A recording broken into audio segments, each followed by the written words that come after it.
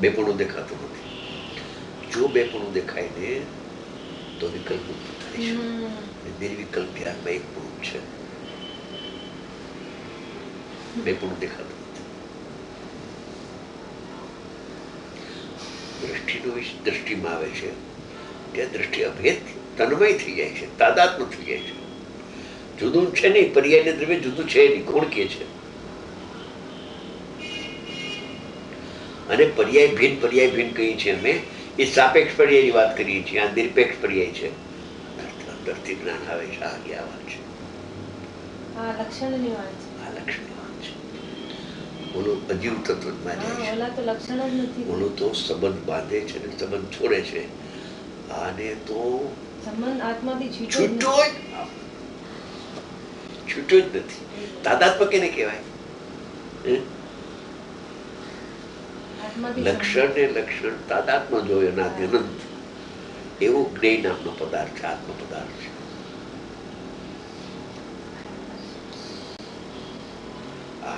ભાવો પ્રમાણના બિરાજવા. બે વાત કરી. લક્ષણ ભેદે ભેદ નથી માટે તાદાત્મ્ય છે. અને તાદાત્મ્ય હોય એ દ્રવ્ય ને પર્યાય નો ભેદ દેખાય નહીં, એનું નામ તાદાત્મ્ય છે. જો દ્રવ્ય પર્યાય ને ભેદ દેખાય, ભેદ એટલે જુદાપણું દેખાય, એનું લખ્યું છે. જુદાપણું નથી.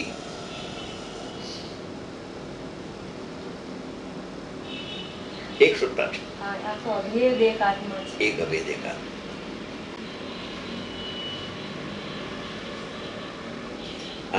અભેદ થયો છે એવો નહીં, અભેદ છે એવો. હા, અભેદ છે.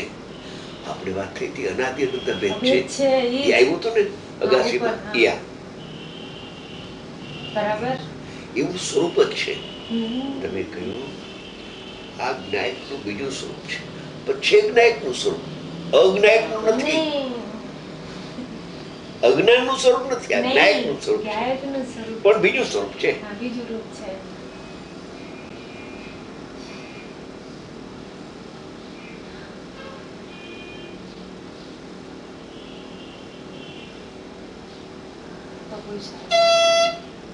અદભુત છે.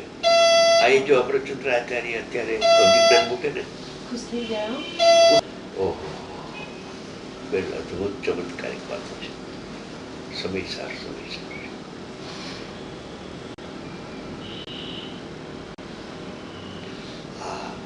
પક્ષપાત વાળાને ખ્યાલ ના આવે.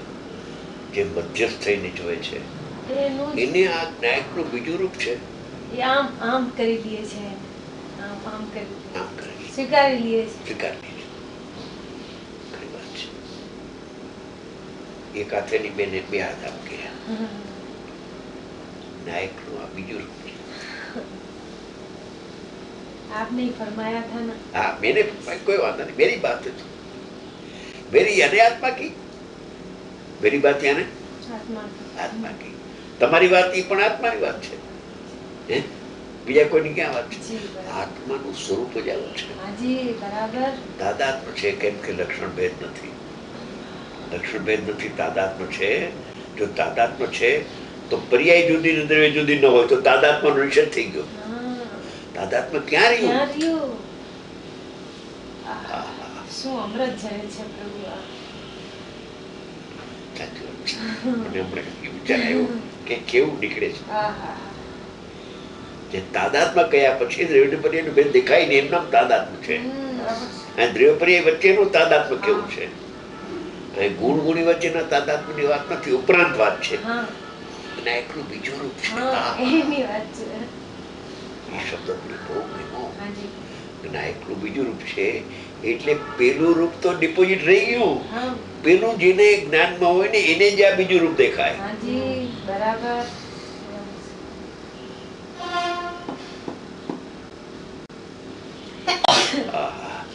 બે રૂપ વાળો પણ જ્ઞાયક તો वो तो वही है.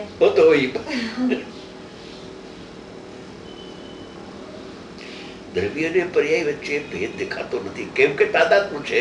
તાદાત્મ્યનું કારણ આપ્યું, લક્ષણ ભેદે ભેદ નથી. માટે પર્યાય ને દ્રવ્ય એક સત્તા છે, આત્મા છે, જુદું નથી. એક સત છે. ઉત્પાદિત દ્રવ્ય પણ સત્તા એક સત. ત્રણના ભેદ કરીશું કેમ કે તાદાત્મ્ય છે, કેમ કે લક્ષણ એક છે. હાજી, ત્રણેય લક્ષણ એક છે. લક્ષણ એક છે ને તાદાત્મ્ય છે, ભેદ નથી. જો તને ભેદ દેખાય તો તાદાત્મ્ય તને ક્યાં આવ્યું? અરે આખું બગડી ગયું. બગડી ગયું. એમ નથી. દ્રવ્ય ને પર્યાય જુદા નથી. સહી હે. એક સત્તા. આખી જુદી વાત છે. હા, બીજું રૂપ છે આ, જુદી વાત નહીં. આ જ્ઞાયક નું બીજું રૂપ છે બોલવું. હાજી, બરાબર. બસ, એટલે એમાં બધું આવી ગયું, બધું સમાઈ જાય છે. કહેવાનો હશે એટલે પેલું રૂપ ઉપરાંત આ બીજું રૂપ છે. કેમ કે કર્તા કર્મ કેવું છે, અહીંયા અકર્તા નથી કેવું. આ પાઠ કર્તાનો છે, કર્તા સિદ્ધ કરો છે, આત્માને જ્ઞાનનો કર્તા છે. અકર્તાની વાત તો કઈ દીધી આગળ થઈ ગઈ ઘણી, હજી સુધી ટોપ મોસ્ટ કર્તાની આવશે.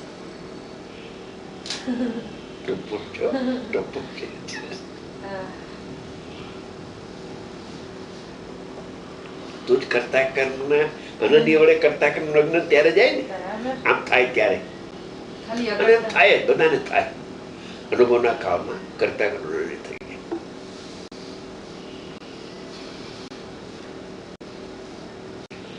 તાદાત્મ્ય છે, લક્ષણ ભેદ નથી. તો પછી દ્રવ્યપર્યાયનો ભેદ કેમ દેખાય તને? ન દેખાય, ભેદ દેખાતો નથી.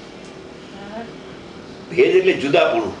જુદાપણું દ્રવ્ય અને પર્યાયનું જુદાપણું નહીં દેખતો થકો. દેખાતી જ નથી પર્યાય જુદી, આત્મા જ દેખાય છે. આખો પરિણામી આત્મા દેખાય છે. પરિણામી આત્મા, પર્યાય નથી દેખાતી. શું દેખાય? આખો પરિણામી દેખાય. પરિણામ ન દેખાય, પરિણામી દેખાય. એ વાત છે, એ વાત કરે છે. આ જ્ઞાયક નું બીજું રૂપ બતાવે છે.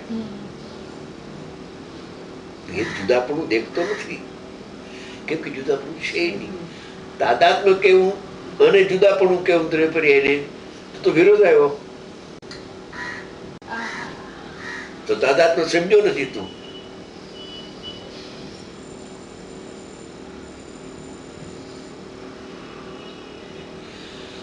આ બેન એવું છે,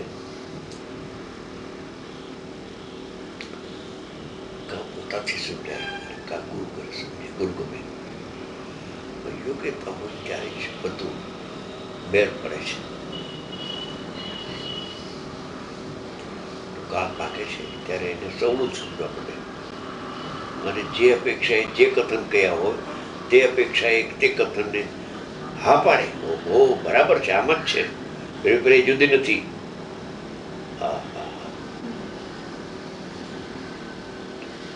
તો તે એ જ્ઞાન ક્રિયા સ્વભાવભૂત હોવાને લીધે નિષેધમાં આવી નથી. ક્રિયા લીધી, ક્રિયા. તમે ક્રિયાને માનો છો કે હા જ્ઞાન ક્રિયાને માનીએ છીએ. જે જ્ઞાનમાં આત્મા જણાય એ જ્ઞાન ક્રિયા સ્વભાવભૂત છે, એ ધર્મના પરિણામ છે.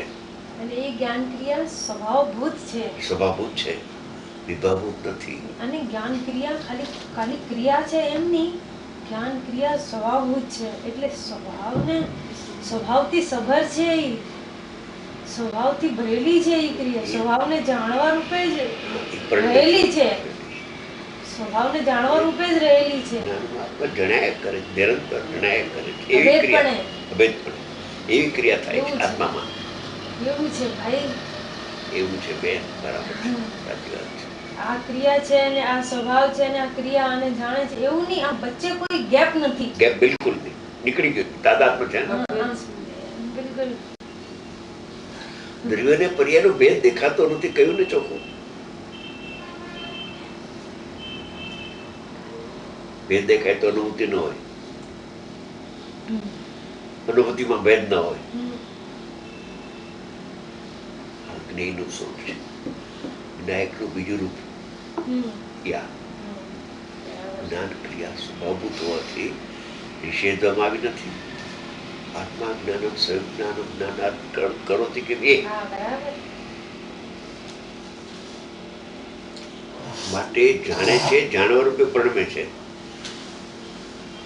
જાણે છે, અને જાણવા રૂપે પરિણમે છે. આ પરિણામ ઇન્દ્રિયની વાત કરવી છે ને.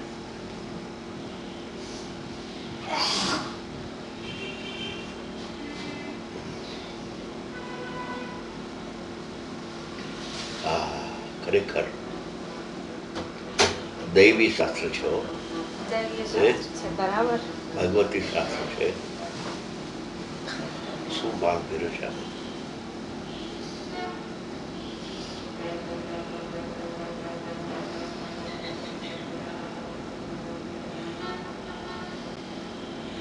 એમ કે છે કે જ્ઞાન ક્રિયા સ્વભાવભૂત હોવાને લીધે નિષેધ ભાવ નથી. વિભાવ હોય એનો નિષેધ હોય, સ્વભાવનો નિષેધ ન હોય, એમ કે છે. આ સ્વભાવ છે, નિષેધ ન કરાય. માટે માટે જાણે છે ને જાણવા રૂપે પરિણમે છે. બે શબ્દો આપણે જાણે છે અને જાણવા રૂપે પરિણમે છે. એટલે કન્ટિન્યુ છે. જાણે છે એટલે અહીંયા પૂર્ણ વિરામ નથી. જાણે છે પૂર્ણ વિરામ નથી. જાણે છે અને કન્ટિન્યુ જાણવા રૂપે પરિણમે છે, એમ કે છે. आप कहते हैं ना ज्ञान आत्मा ने જાણવાનું છોડીને પરને જાણવા ગયું જ નથી. એ પરને જાણવા ગયો તો ભેદ પડ્યો હોય ને, અને પછી એને જાણવાનું બંધ કરે તો પછી ભેદ છૂટે, પાછું અભેદ થાય. એ એવું નથી. આ છૂટો જ નથી. ઓલું તો અજીવમાં જાય છે બધું. ઓલું અજીવમાં જાય છે બધું. ભેદ પડી જાય છે ને અભેદ થાય છે, બધું અજીવમાં જાય છે. અને આ તો ભેદ પડ્યું જ નથી, અભેદ જ છે. કેમ કે પરને જાણવા ગયો જ નથી. પોતાને જાણે છે અને જાણવા રૂપે જ પરિણમે છે. એવી જીવ વસ્તુ છે. હાજી, એ શબ્દ બરાબર. હાજી, યથાસ્થાને યથા યોગ હતું. હાજી.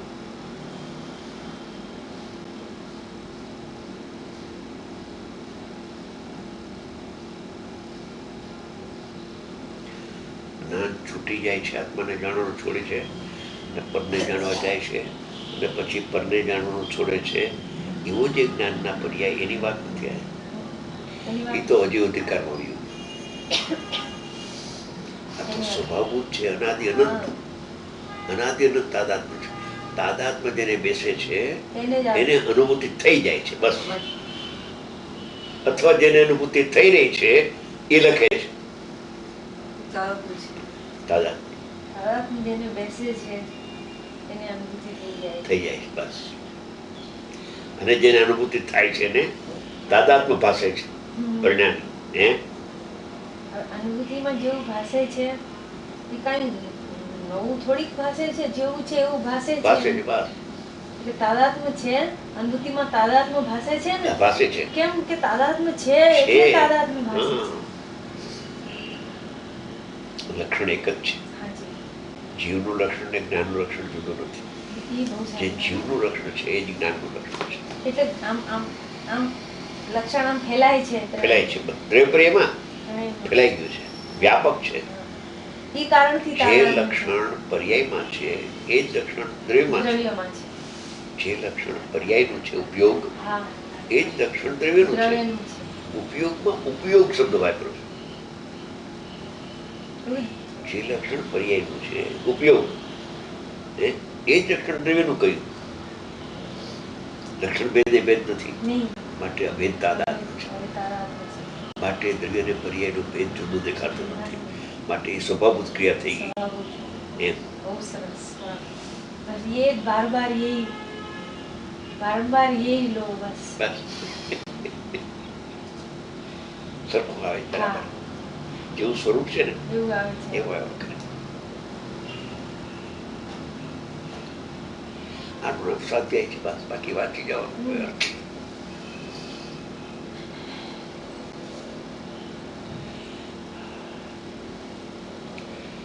બહુ મજા આવે છે.